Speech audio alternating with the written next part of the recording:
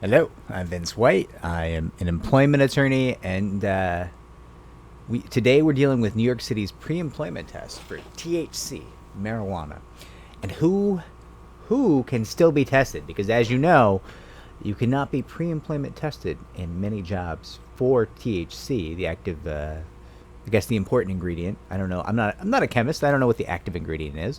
I'm not even sure I know what active ingredient means.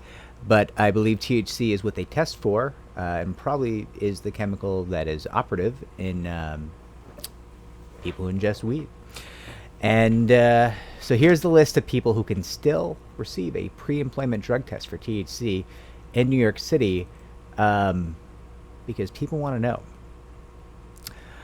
People who work subject to the U.S. Department of Transportation, including people like flight crews, train dispatchers, things of that nature. People who are working on a federal grant or a federal contract, or as a condition of a federal contract. People who are required by federal or state law for purpose of safety or security can still be tested.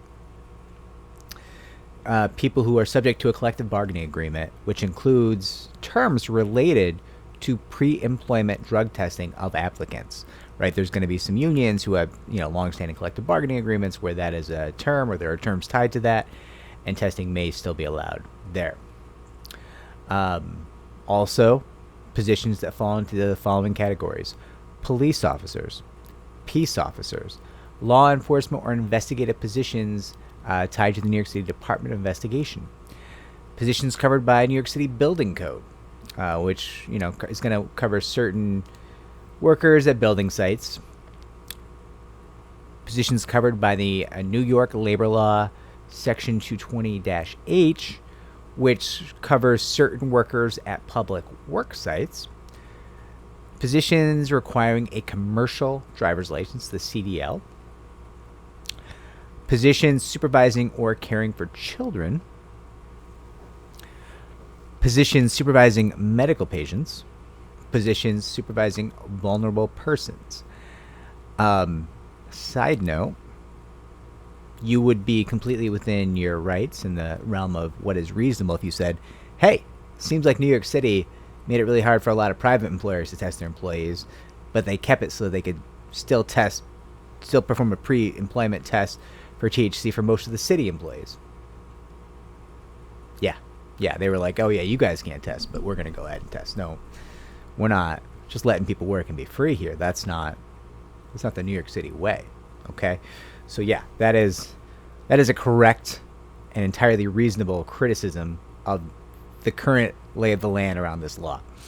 Now, the commission is coming up with some additional people who will still be subject to testing, and those people may include people who regularly work on construction sites, people who regularly operate heavy machinery, people that regularly work near or on power or gas lines, positions that drive motor vehicles on most work shifts. Yeah, I can't say I understand that one. I guess it's people who don't have a CDL but who still have to drive for their job, but only some work shifts. Couldn't tell you. Don't know. Definitely, if that sounds like you, I'd look into this further. I'd definitely drill down and do some more research.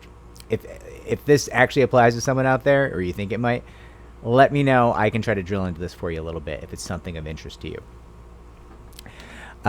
Positions that fuel aircraft, provide information about aircraft weight and balance, or maintain or operate aircraft support equipment, and positions where drug impairment would pose an immediate risk of death or serious physical harm to the employee or other people.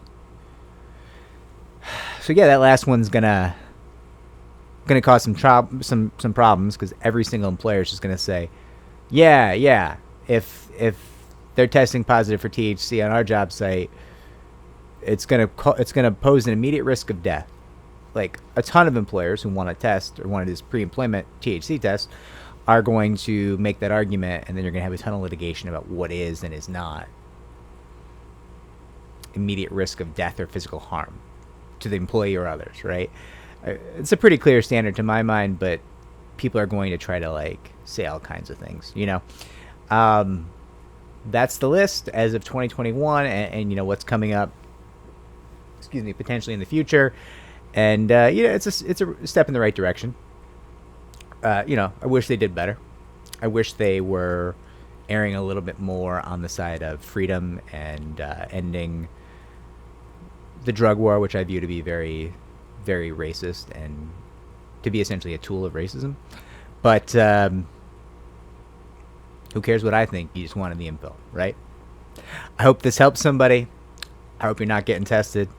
I wish you all the best. If you have questions, I will track the comments down below. If this video helped you, consider liking and subscribing. It does help me to help more people just like you.